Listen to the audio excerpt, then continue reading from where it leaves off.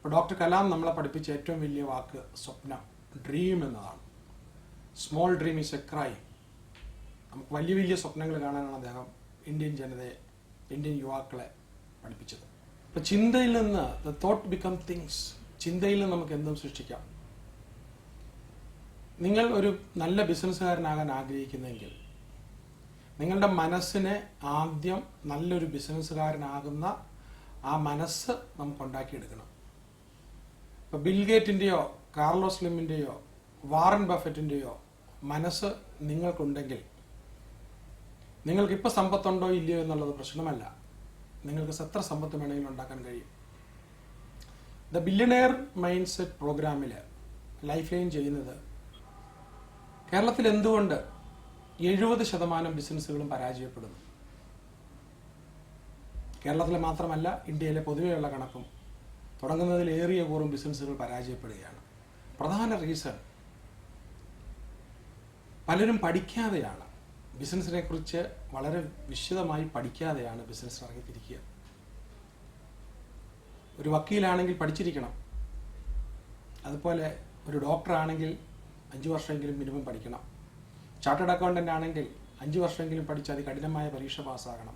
ആർക്കിടെക്റ്റിന് admission കിട്ടാൻ വളരെ ബുദ്ധിമുട്ടാണ്. അതിനുശേഷം ഒത്തിരി പഠിച്ചെങ്കിൽ മാത്രമേ ഒരു ആർക്കിടെക്റ്റ് ആകാൻ പറ്റുള്ളൂ.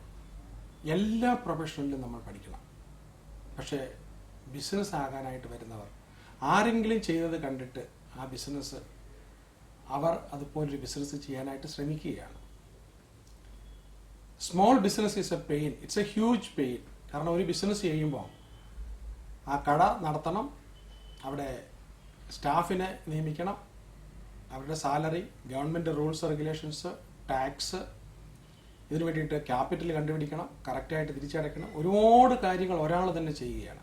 ഹ്യൂജ് ബിസിനസ്, വലിയ ബിസിനസ്, വളരെ വലിയ ബിസിനസ്സുകൾ ചെയ്യാനായിട്ട് വളരെ സുഖമാണ്. It's A pleasure. വളരെ സൗകര്യപ്രദമായി ചെയ്യാനായിട്ട് പറ്റും.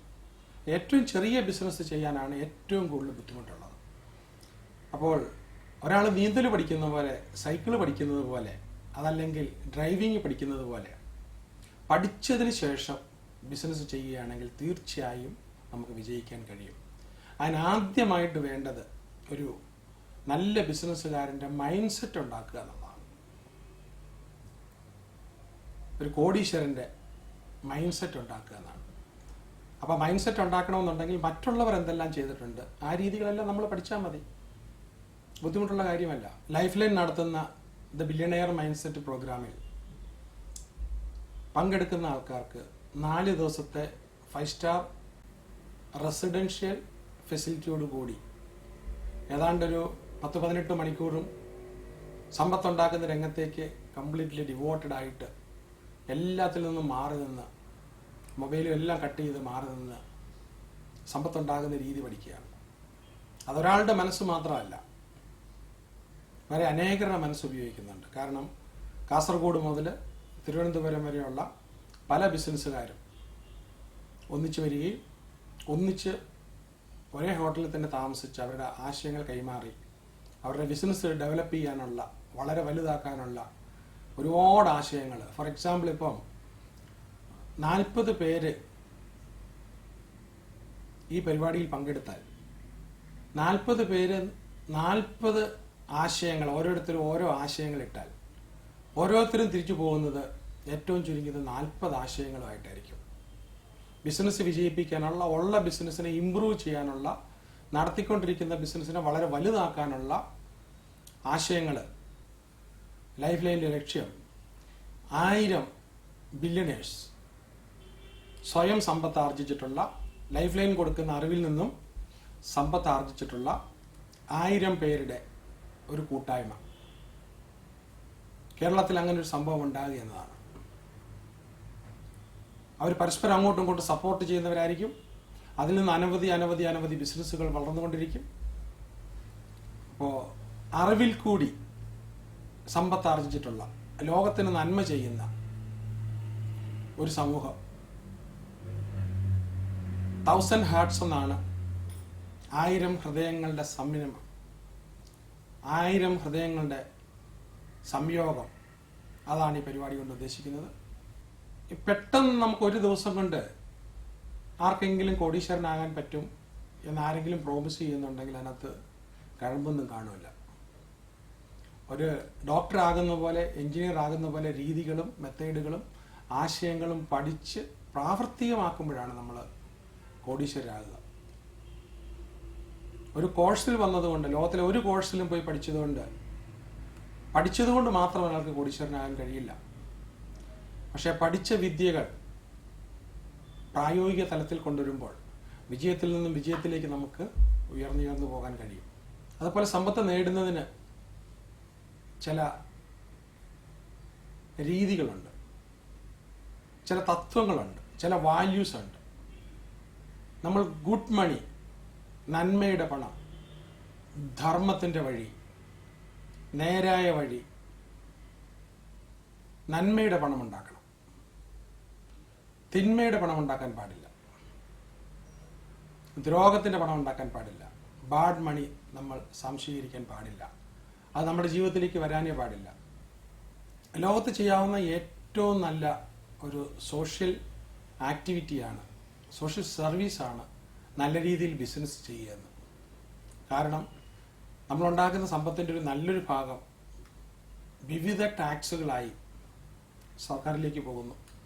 കുട്ടികൾക്ക് വിദ്യാഭ്യാസം കൊടുക്കാനായി, അതല്ലെങ്കിൽ രോഗികൾക്ക് മരുന്ന് കൊടുക്കാനായി, നല്ല റോഡ് പ്രൊവൈഡ് ചെയ്യാനായി, അല്ലെങ്കിൽ പുതിയ പുതിയ കണ്ടുപിടുത്തങ്ങൾ നടത്താനായി, ഇന്ത്യയുടെ പൈതൃകം കാത്തുസൂക്ഷിക്കാനായി, ഇങ്ങനെ പല വിധത്തിൽ പല ടാക്സുകളായി സർക്കാരിലേക്ക് നല്ലൊരു കോൺട്രിബ്യൂഷൻ കൊടുക്കുക വഴി വ്യക്തികളുടെയും രാജ്യത്തിൻ്റെയും പുരോഗമനം നടപ്പിലാക്കാൻ കഴിയുന്നുണ്ട്. ഇതൊരു വലിയ പുണ്യമാണ്, ഒരു വലിയ നന്മയാണ്. അതുകൊണ്ട് നല്ല രീതിയിൽ ബിസിനസ് ചെയ്ത് വിജയിക്കുന്ന അല്ലെങ്കിൽ വിജയിപ്പിക്കുന്ന ആൾക്കാർ അവർ നല്ല സൃഷ്ടാക്കളാണ്, സൃഷ്ടിയുടെ ഉടമസ്ഥന്മാരാണ്. അവർക്ക് ഒരുപാട് കാര്യങ്ങൾ ചെയ്യാൻ കഴിയുന്നുണ്ട്. അതുകൊണ്ട് നന്മയുള്ളൊരു കോടീശ്വരനായി തീരാൻ മനസ്സുകൊണ്ട് ആഗ്രഹിക്കുക. 1 മുതൽ 8 വരെയുള്ള പ്രോഗ്രാം അറ്റൻഡ് ചെയ്തതിൻ്റെ സന്തോഷത്തിലാണ് ഞാനിപ്പോൾ. ഇതിൽ ഏറ്റവും സർപ്രൈസ്ഡായിട്ടും ഇപ്പോഴും ആ എന്താ പറയുക ഭയങ്കര ഞെട്ടി നിൽക്കുന്ന ഒരു കണ്ടന്റ് ഫസ്റ്റ് ലെവൽ തന്നെയാണ്. ബാക്കിയെല്ലാം എന്തോ ആ ഒരു അതിലാണ് നമ്മൾ ചേഞ്ച് വന്നത്. അതൊരു 2-3 പ്രാവശ്യം, 3 അല്ല 4-5 പ്രാവശ്യമൊക്കെ ഞാൻ അറ്റൻഡ് ചെയ്തിട്ടുണ്ടാവും. കാരണം 2008-ലോ 9-ലോ 8-ലല്ലേ സാർ സ്റ്റാർട്ട് ചെയ്യണത്. രണ്ടാമത്തെ പ്രോഗ്രാമിൽ, ആദ്യത്തെ പ്രോഗ്രാമിൽ അറ്റൻഡ് ചെയ്താണ് നമ്മുടെ ബിജു. പിന്നെ രണ്ടാമത്തെ പ്രോഗ്രാമിൽ ഞങ്ങൾ ഒക്കെ ആയിട്ടാണ് അറ്റൻഡ് ചെയ്തത്. അന്ന് മുതൽ പല പ്രാവശ്യം ഇത് അറ്റൻഡ് ചെയ്തിട്ടുണ്ട്, ഇത്രയും കാര്യങ്ങൾ മനസ്സിലാക്കിയിട്ടുണ്ട്. അപ്പോൾ ഇത്രയും സ്ക്രീനുകൾ അത് ഓർത്ത് വെച്ച് നമ്മളിപ്പോൾ ഒരു സ്പെല്ലിംഗ് മാറുമ്പോഴത്തേക്ക് നമ്മൾ തിരുത്താൻ ചെല്ലാറുണ്ട്. പക്ഷെ ആ ഓരോന്നിനെയും ആ റിയൽ എഫക്റ്റിലേക്ക് നമ്മളിലേക്ക് എത്തിച്ചു തരിക എന്ന് പറയുന്ന ഡോക്ടറെ പറ്റി ഒന്നും ഞാൻ എനിക്ക് പറയാനില്ല, വാക്കുകളൊന്നുമില്ല. Thank you sir, thank you. ഞാൻ ടി.ആർ. ഷംസുദ്ദീൻ.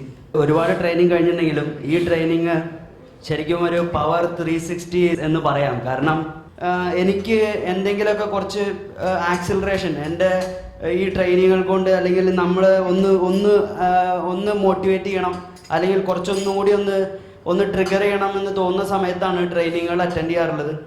അപ്പം ഇതുപോലെ ട്രെയിനിങ് നടത്തുന്നതുകൊണ്ടാണ്. അപ്പോൾ വിജയൻ സാറ് ശരിക്കും നമുക്ക് കേരളത്തിലെ ഒരു ബിസിനസ് സമൂഹത്തിന് തന്നെ വളരെയധികം ഒരു ഗുണപ്രദമാണ്. ഇപ്പോൾ കരീം കേക്ക് അത് എപ്പോഴും പറയാറുണ്ട്. കാരണം ഇതുപോലെ കണ്ടന്റ് കിട്ടുന്ന, അല്ലെങ്കിൽ ഇത്രയും ഒരു MBA സാറ് തന്നെ പറയുന്ന പോലെ ഒരു 10-15 MBA-കാർക്ക് പോലും കിട്ടാത്തത്ര കണ്ടന്റ് നമുക്ക് ഈ ഒരു 4 ദിവസം കൊണ്ട് ഒരു ബുക്കിൻ്റെ ഉള്ളിലാക്കി തന്നിട്ടുണ്ട്. ഇപ്പം എൻ്റെയൊക്കെ ഇപ്പോൾ കറൻ്റ്ലി പോകുന്ന ചില കാര്യങ്ങൾക്ക് പോലും ആ ബുക്കിനുള്ളിൽ നിന്ന് മാത്രം റെഫർ ചെയ്ത് കഴിഞ്ഞാൽ നമുക്ക് ബിഹേവ് ചെയ്യാൻ പറ്റും. ഒരു ഇഷ്യൂ വന്നാൽ നമുക്ക് വേണമെങ്കിൽ ബുക്ക് എടുത്തിട്ട് റെഫർ ചെയ്തിട്ട് നമുക്ക് ഇതെങ്ങനെ സോൾവ് ചെയ്യണം, അല്ലെങ്കിൽ നമുക്ക് ചെയ്യാൻ വളരെയധികം കഴിയും, നമുക്ക് മനസ്സിലാക്കാൻ കഴിയും. അപ്പോൾ സാറിനോട് വളരെയധികം ഞാൻ താങ്ക്സ് പറയുന്നു. Thank you Vijayan sir. ഞാനിവിടെ വരുന്ന സമയം ഈ പ്രോഗ്രാമിനെ കുറിച്ച് അറിഞ്ഞപ്പം, ഇതിനു മുമ്പ് പല ട്രെയിനേഴ്സിൻ്റെയും പ്രോഗ്രാം അറ്റൻഡ് ചെയ്തിട്ടുണ്ട്. അപ്പം അതുപോലെ ഒരെണ്ണം ഒന്ന് ജസ്റ്റ് പോയി നോക്കാം, ഇതായിരുന്നു എൻ്റെ മനസ്സിലുണ്ടായിരുന്നത്. പക്ഷെ എനിക്കിപ്പോൾ ഫീൽ ചെയ്തത്, ലോകത്തെ ഏറ്റവും വലിയ എയർപോർട്ട് സൗദിയിലെ റിയാദിലുള്ള ഇൻ്റർനാഷണൽ എയർപോർട്ട് എന്ന് പറയുമ്പം സൗദി അറേബ്യ പോയിട്ടില്ലാത്ത ഒരാളിന് അല്ലെങ്കിൽ റിയാദ് കണ്ടിട്ടില്ലാത്ത ഒരാളിനെ കുറിച്ച് ഉള്ള ധാരണ തിരുവനന്തപുരം എയർപോർട്ടിനേക്കാൾ കുറച്ചുകൂടെ വലുത്, അല്ലെങ്കിൽ കൊച്ചിയിലെ എയർപോർട്ടിനേക്കാൾ കുറച്ചുകൂടെ വലുത്. പക്ഷേ നേരിട്ട് ചെന്ന് സൗദിയിലെത്തി റിയാദിലെത്തി ആ ഇന്റർനാഷണൽ എയർപോർട്ട് കാണുമ്പോൾ മാത്രമേ എന്തായിരുന്നു ലോകത്തിലെ ഏറ്റവും വലിയ എയർപോർട്ടെന്ന് പറഞ്ഞതെന്നുള്ളതിൻ്റെ അർത്ഥം ഉൾക്കൊള്ളാൻ കഴിയൂ എന്നതുപോലാണ് എനിക്കിവിടെ ഫീൽ ചെയ്തത്. എനിക്ക് പറയുമ്പോൾ വളരെ എക്സൈറ്റഡ് ആകുന്നുണ്ട്.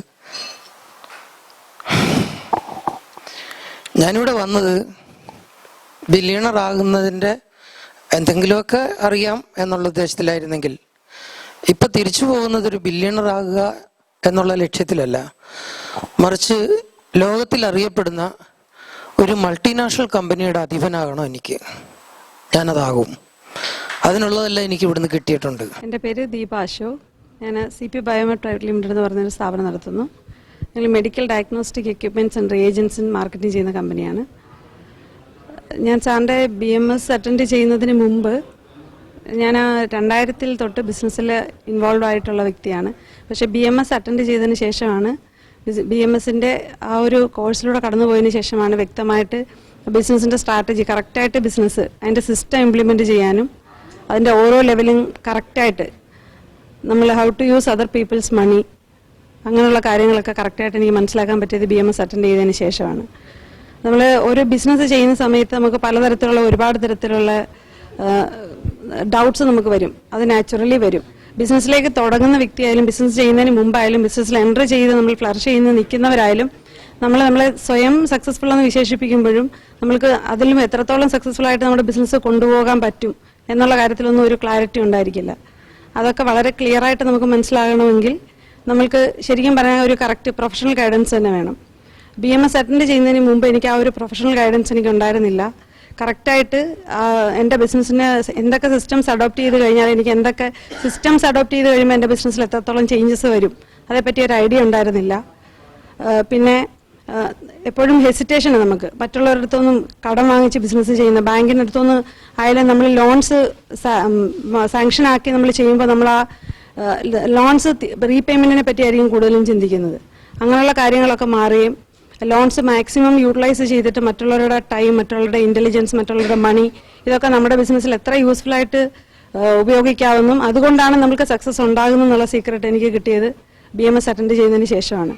BMS അറ്റൻഡ് ചെയ്തതിന് ശേഷമാണ് ബിസിനസ്സിനകത്ത് ഇംപ്രൂവ്മെൻറ്റ്, അതായത് 15 വർഷം ബിസിനസ് ചെയ്തതിൽ ഉണ്ടായ ഗ്രോത്തിനേക്കാൾ ഒരു 100% ഗ്രോത്ത് അതിന് ശേഷം 1 ഇയർ കൊണ്ട് എൻ്റെ ബിസിനസ്സിലുണ്ടായി. അതിനുള്ള ഒരു കറക്റ്റായിട്ടുള്ള മെത്തേഡ് അഡോപ്റ്റ് ചെയ്യാനുള്ള എല്ലാ സ്റ്റെപ്സും എനിക്ക് മനസ്സിലായത് BMS അറ്റൻഡ് ചെയ്തതിന് ശേഷം തന്നെയാണ്. സാർ അതിനകത്ത് നമ്മളെക്കൊണ്ട് നമ്മുടെ ഗോൾ സെറ്റ് ചെയ്യിപ്പിക്കും. അതുപോലെ തന്നെ കറക്റ്റായിട്ടുള്ളൊരു വിഷൻ, നമ്മൾ ചെയ്യേണ്ടതിൻ്റെ ടീം ഡെവലപ്മെൻറ്റ്, അങ്ങനെ ഒരുപാട് കാര്യങ്ങൾ നമ്മൾ BMSലൂടെ പഠിപ്പിക്കുന്നുണ്ട്. അത് കൃത്യമായിട്ട് മനസ്സിലാക്കി ചെയ്യാനുള്ള മൈൻഡിൻ്റെ പവറും നമ്മൾക്ക് അത് ആ ട്രെയിനിങ്ങിലൂടെ കിട്ടുന്നു. 5 ദിവസം കഴിഞ്ഞ് നമ്മൾ പുറത്തേക്ക് നമ്മുടെ ബിസിനസ്സിലേക്ക് വരുന്നത് പുതിയ വ്യക്തിയായിട്ട് തന്നെയാണ്. അത് ഇംപ്ലിമെൻറ്റ് ചെയ്യുമ്പോൾ 100% BMSന് വരുമ്പോൾ നമ്മൾ പഠിക്കുന്നത് എന്തോ 100% നമ്മൾക്ക് അതിലേക്ക് എത്താൻ പറ്റുമെന്നുള്ളതാണ് എൻ്റെ അനുഭവം. Thank you.